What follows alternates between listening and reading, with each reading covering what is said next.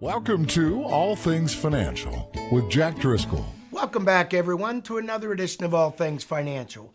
As you know, I do this show every week to put out to all of you viewers and listeners a lot of the different areas regarding anything to do with money, finances, estate planning, financial planning, taxes, insurance, all of the concerns we all have as individuals and business owners alike.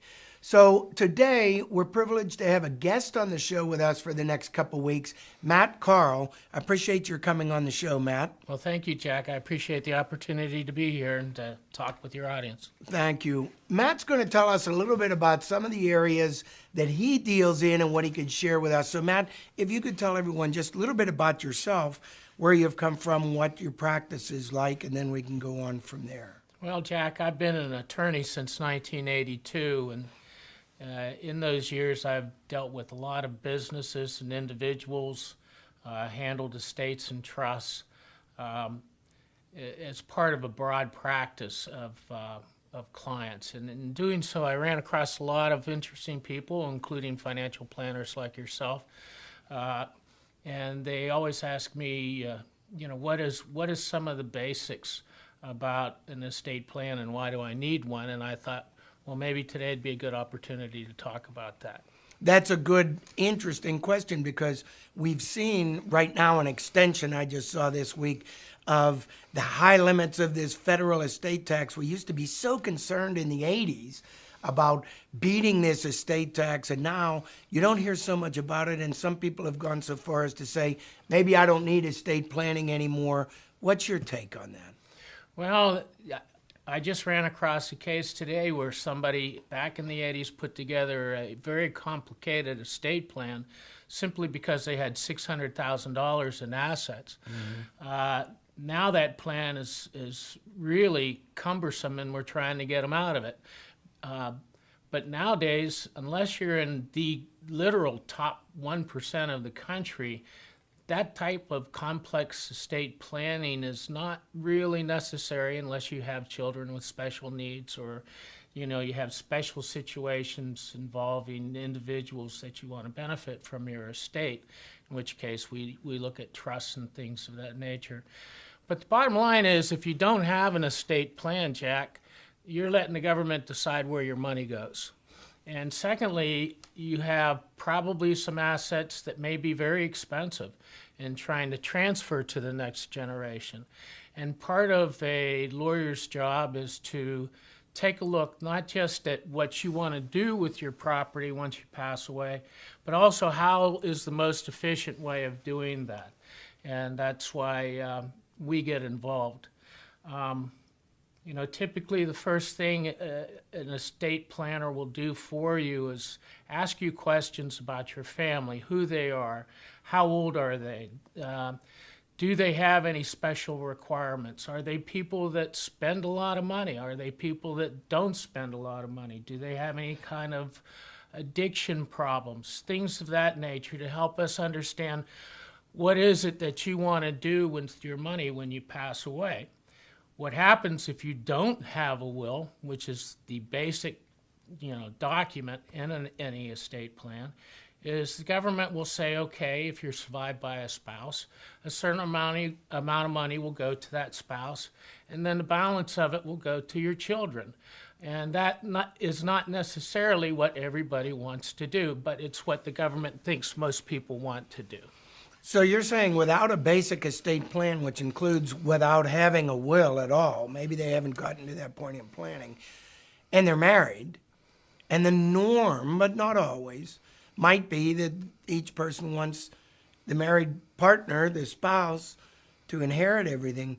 That would not happen without a well-constructed will? In some cases, no. In some cases, no. And okay, then, that's a problem. And then we have situations where people are living together, and maybe they have intentions to pass things to the person that's their companion, and when they pass away, if they have no will, they're totally out of the picture according to the intestacy laws. Okay. So there's issues that you should address in a will. Now, when we do wills, we take an inventory of your assets, and like we say, we talk about the individuals that you want to benefit from your estate and see what might be the best way to do it. Generally, what we do is we outline in the will what happens to the small items, the personal property, maybe some collections if you have some guns or coins, things of that nature. Some people collect cars. How do you want to get those out of your estate? Or do you just want them sold and then have the cash distributed? Then you have people that have particularly peculiar assets, which would be things like business interests. You may have developed a profitable business throughout your lifetime, but you don't have any children that are working in it, or you don't have someone underneath it to take it over. And so we take a look at those issues and try to help you with that. What if all of your assets are tied up in a very illiquid type situation? Even though federal estate tax may not apply to you, Pennsylvania inheritance tax will. And Pennsylvania inheritance tax, while not taxable to the spouse, is taxable when it passes on to your children at 4.5%. And so that 4.5%, if that's illiquid, then all of a sudden you have an estate where you have to sell your business just to get the money to the kids. Yeah. So those are the things that we kind of look at. We take a look at life insurance also and see if in fact that's something that is needed to make your estate liquid enough to pay off your debts, pay off your taxes, and perhaps get some money to your children. Okay. So we have a situation, every situation is different, but the beginning step is for people to evaluate their personal, family, and maybe business or whatever needs, and then also try to tie that together with documents to help accomplish what they would have written down on a napkin. Right. Well, in fact, that's probably more likely than not that many wills, or what we call simple wills, in attorney parlance are called I love you wills, because essentially it says, if I pass away, I leave everything to you, my companion. Right. And if you pass away, you leave everything to me. And then after that, you have the decisions on how you want to leave things to your children or somebody else that you really prefer. But those simple wills, most attorneys can do those and do those quite efficiently and quickly.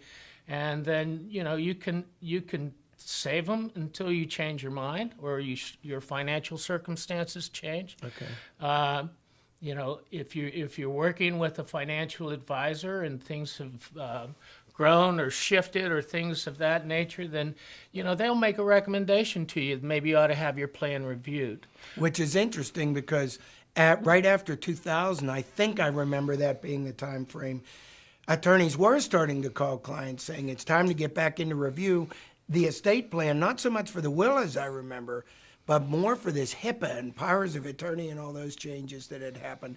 And then lately, again, 2010 or 12 or 14 or somewhere in there, I understand that it changed again where some powers of attorney that were done prior to that may not be. Can you fill us in a little bit of why things needed updated and why people need to review their estate plans even though they think they might be well situated?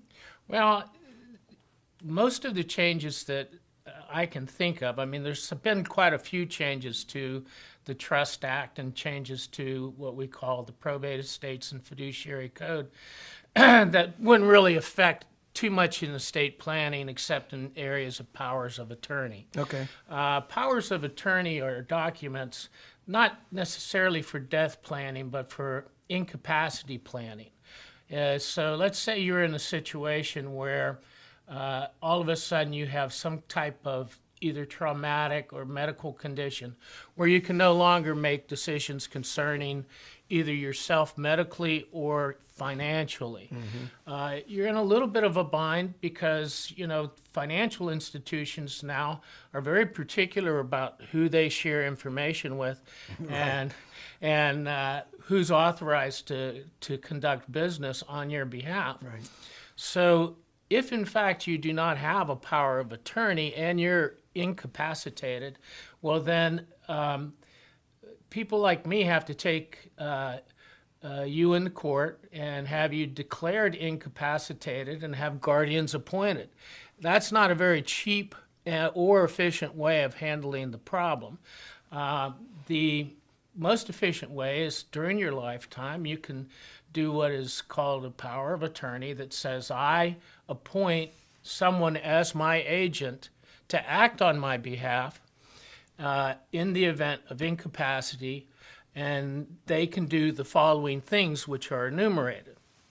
Now, back in the early days in the 80s, when everybody had their own form of power of attorney and things of that nature, the banks would take a power of attorney and they would have their legal counsel review every single one of them to make sure that you weren't stepping beyond the bounds of that power of attorney. Okay. And so what eventually evolved over time was certain provisions were placed in the act that said, okay, if these powers are specifically enumerated or set forth, then financial institutions have to recognize those power of attorneys, and if they don't, they could be subject to some penalties. Okay. So if you haven't had your power of attorney looked at recently, you may want to make sure that somebody does to have those specific powers, because you could have a power of attorney and walk in and a bank or other financial institution will say, no, you know what, this is just not good enough. Okay. You know, what I run into in my practice a lot are these situations with aging clients and the children coming to me, or sometimes the parents coming to me, and they're asking pretty much repetitive questions. Should I sign my house over to my kids? Should I add my kids' names onto my bank accounts? Should I have a power of attorney? Or, hey, mom or dad's slipping, the kids will call, they're slipping, we're noticing some things, what can we do about it? And sometimes it's too late because the parents have slipped enough in mental capacities that where it seems simple, you'd be able to, oh, hey, kids, you know, get authorized or have your parents do things. But some of the attorneys are telling us it's too late. Their signature is no longer valid, possibly, because they've, you know, so can you help with that situation on the aging and when parents and children and all should be having these discussions and, you know, in advance maybe, Right. type of preparations while everybody's good? Well, you know, you should do yourself a favor, actually, and when you're thinking about it, do it yourself. Don't wait for your children to tell you, okay? The bottom line on testamentary capacity, and that's the ability to make a will, is that you have to know what your assets are. You have to know who what we call natural objects of your bounty are. In other words, you have to know who your kids are, things like that, that you have a spouse. And then you have to know what your plan is. So technically, testamentary capacity is not as high of a standard as you might think it is. Okay. But at the same time, when you do get into your elderly years, sometimes that comes in and goes. Oh, yeah. And you know, children at that stage of the game, you know, may be left with, as you say, no choice but to just rely upon whatever plan the parent may have had in place. Now, if in fact they had no power of attorney, you know, some people do put their children on their bank accounts as a matter of convenience. There's laws that govern that, but what unfortunately we're seeing now is, you know, when general broad powers of attorney are given to some kids, or when some children are giving, you know, access to bank accounts, they disappear. Or if they get put on deeds of their parents' homes and things like that, you know, to try to avoid what is called probate, which is what happens to transfer property after you have passed away. Well, then you have a situation that, you know, makes you extremely vulnerable to children that may need money and just have legal access to it without your permission. That's some parents' greatest fear. Yeah. So it's better to, you know, do yourself a favor, do your children a favor, do your estate plan, while you know you're able to do it, and then you can protect yourself, you can protect your children in light of the fact that you're not giving them the potential to think, well, I have access to, mom's account, and mom doesn't need this much money, and I do. Yeah. I'm laughing, but I've actually seen that. I'm seeing it now on cases. Mm-hmm. So we hear these stories, these nightmare stories of kids kicking their parents out of their home or taking assets. And we say, oh, don't worry about it. It won't happen. But if you need to go into a nursing home, it's best to have your kids on or someone that you trust. And then here the worst case scenario does happen. But on the other hand, the fear of putting the kids on, so not having powers of attorney in place, and then having the parents have dementia or whatever, no one to act on their best interest, might be a worse problem. So it's a toughie. It is. I have taken several people through guardianships, and guardianships are court monitored. They're designed to protect the incapacitated person, and it requires a lot of reporting and supervision by the court. And it's very expensive, but the reason it's expensive is because the court deems itself there to protect incapacitated people, which is what they're there for. Yeah. Now, a power of attorney works not the same way because there's not the reporting that's necessary. But if, in fact, someone abuses a power of attorney, they would be held accountable to the same court and have to file an account. And if, in fact, the funds of a person were improperly used, they would have to reimburse it.